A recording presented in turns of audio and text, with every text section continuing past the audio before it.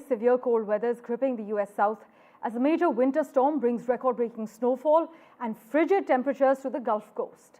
In fact, icy conditions have blanketed parts of the region, with the dangerous weather expected to continue.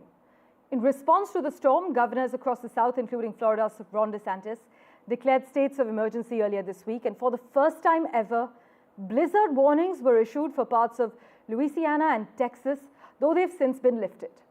The storm is affecting states from Texas to Florida as well as Georgia and has resulted in multiple deaths and injuries and caused widespread travel disruptions and closures as well. For further clarity to understand the extreme weather patterns, we have with us Abinash Mohanty at the moment. As always, Abinash, thanks so much for making time for us. We're seeing extreme weather patterns, record-breaking snowfall, as we've just said, freezing temperatures. On the other hand, wildfires burning through acres in LA. Can you explain what's behind this unusual shift? Well, this is not an unusual shift, Parmeshwar, and good morning.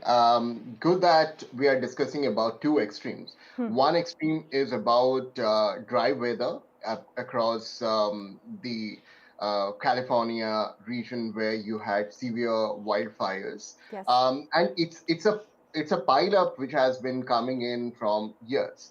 And now the weather conditions across the Southern America, what you are seeing across the cold waves, is primarily a resultant of the polar vortex getting increased kind of intensity to become more chiller. Since 1980s, such a condition had never happened. And what is happening now is one part is facing an other extreme, and the other part is facing a contrastly opposite extreme, like a dry weather leading to wildfire, and the other part is super chilly. Right. So these are kind of coupled with the larger atmospheric and climatological phenomena.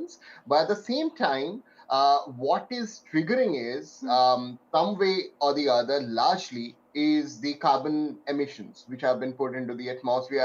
As a result, what is happening is the seasonal patterns are shifting.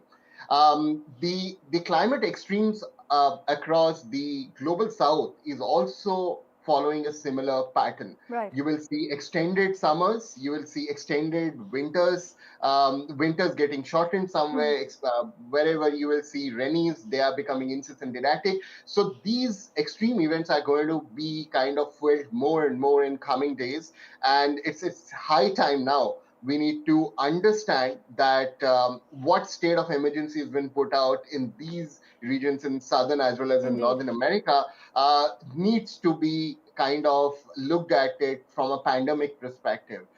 Climate change triggered extreme events need to be kind of looked at from the lens of how we manage pandemics.